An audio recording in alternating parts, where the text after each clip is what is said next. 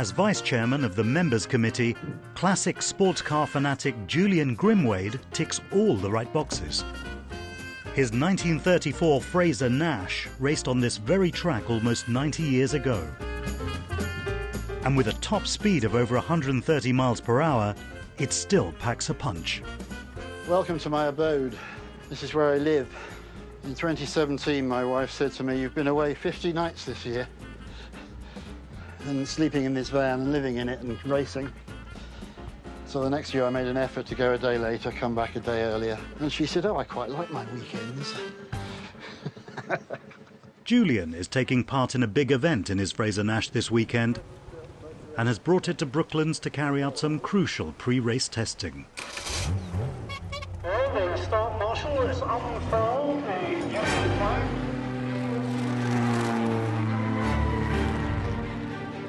This fabulous car. It's a 1934 Frazer Nash. I've always been interested in cars. I think my car passion started with my dad, who used to spend his weekends lying under an old car. And from a young lad, I remember lying next to him, passing him spanners. The car he lusted after for some years and finally managed to get his hands on, and they in turn got their hands on his wallet. Julian's in good company. This track has been a magnet for speed freaks since it opened in 1907. Watch how the little fellows cut in and cut out. Watch how they twist and skid. Land speed records were regularly broken here, but the outbreak of World War II forced it to close. So this is a genuine Brooklands racing car, and he's going to be racing at Mallory Park.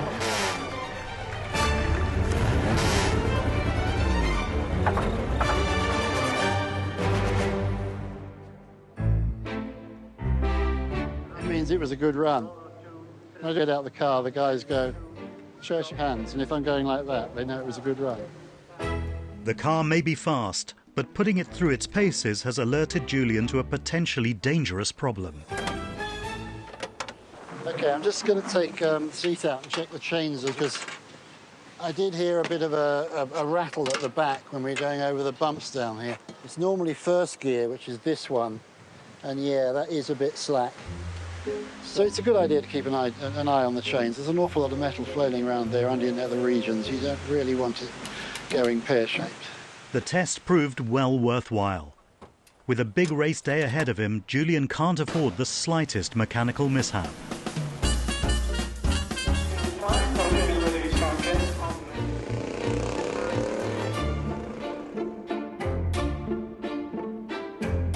Meanwhile, and welcome to my toy store. Classic car enthusiast Julian has brought his historic Frazer Nash car back home to his garage for some essential repairs. Oops.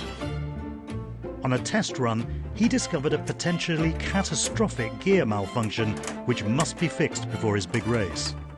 The one thing we found driving around the finishing straight is the first gear chain is a bit stretched. So I'm going to take that off because it's potentially dangerous. It could snap, it could break, it could flail around and hit me. So it's probably a good idea to change it. It is dangerous. There are no seat belts, there's no roll bars or anything. These risks are part of the buzz of classic car racing for aficionados like Julian. Driving a car like this, where there is no driver protection, you do drive more carefully. In period, they wouldn't have done. They would have really gone for it. And those guys were really brave or really insane. And lucky sometimes. They just got through it because they were lucky. And he wasn't even scratched.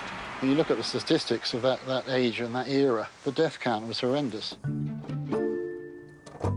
But racing in the 1920s wasn't just about luck and daring. It was about engineering. And Julian's car has a unique transmission that allows the driver to push it to the max. A Frazer Nash is known as a chain gang car. Each chain basically is a gear. On this shaft, you have two dogs, one there and one there. This is first and second. And that's snicked in. That's now driving third gear, and then likewise fourth gear. This chain drive system was only found on Frazer Nash cars. It delivered power to the wheels extremely efficiently, but made them notoriously tricky to handle on corners. It's all whirring around down there. You don't hear it or feel it. It's actually very smooth. You can change gear as fast as you like. The seat is a sheet of aluminium. Things can go wrong with old machinery. Obviously, everything around here whirling around is 90 years old. It can go wrong. So what I've got to do now is change first gear chain. So we'll get that one off. What I've got to do is find the split link. There's a little links in this which you can take a little clip off, and then we push this link out and the chain comes in two pieces. And I can pull it out. So that's the offending chain. So we'll put that one aside. Julian has a special recipe to get the new chain in sync with the old cogs. So this is a chain that we're just preparing to put on. What I do is boil them in oil. Okay, so that's the chain ready to go in the pan, and what we've got here is a pan full of my special brew. Bubble away, you see the bubbles coming out already. That's the air pocket sucking in the oil mixture. This one should be ready now, so we'll pull that out. It stopped bubbling, and let that drip off and cool down, and that'll just drip away there for a while. And when it's cooled down, the oil will stay in the chain. Right, this one should be ready now. And now we've got to put this back in the right way round, so it's rotating in the right direction. Right, now that's our chain in position, roughly. That's it.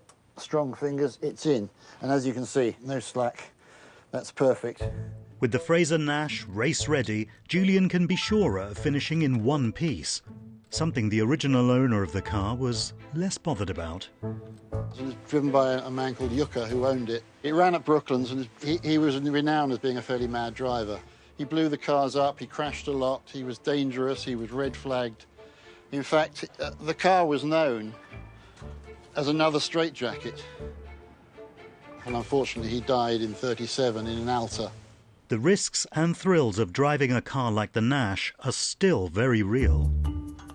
Julian will have to be on top form and hope that the new gear holds when he takes to the track at Mallory Park. Right, if I had £1 for every time I'd undone these bolts. Right, ready to roll.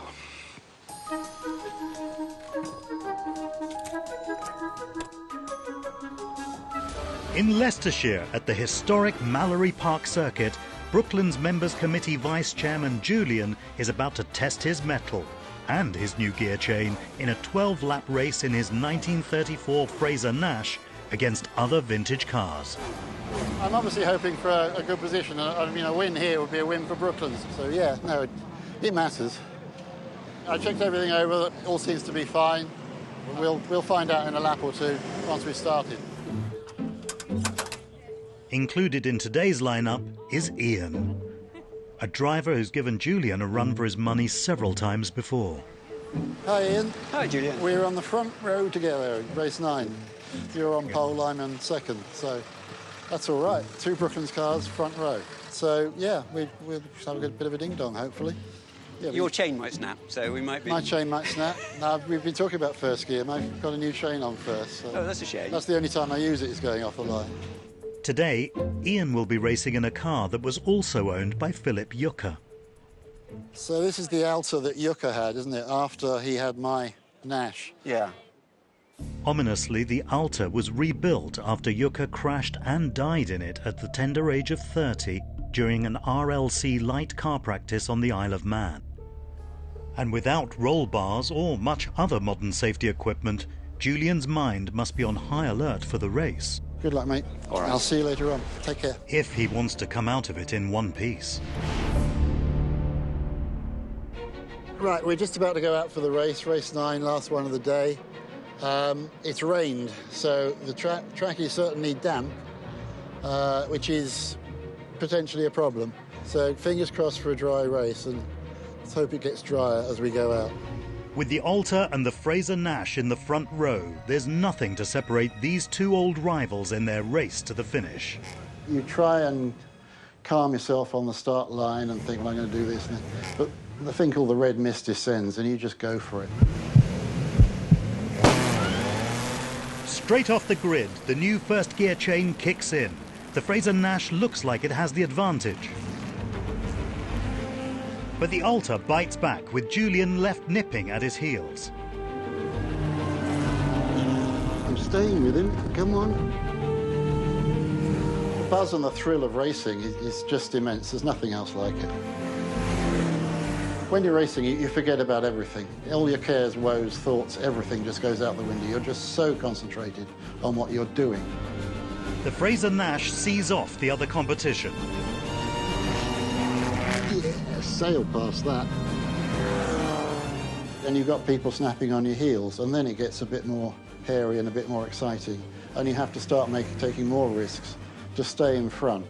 So in a way, that's more thrilling.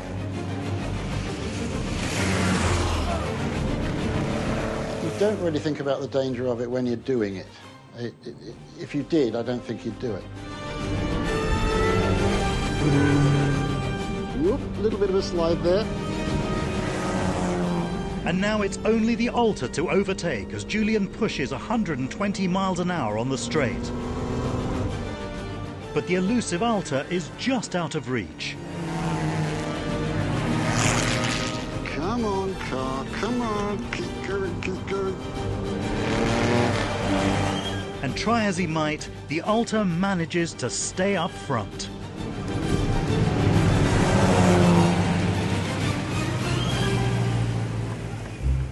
Well, that was excellent. Really, really good fun race.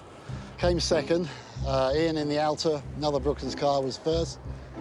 He was right on the ragged edge there all the time. I really had to try hard in that race, but that's what it's all about. Well done, mate. Cracking. It was really going, wasn't it? Good race. Great fun. Well, thank you. Safe journey home, mate. Thanks for the race. We've raced. I've come second. I'm very happy with that. And I can go back and hold my head high when I get into the Brooklands bar on Friday.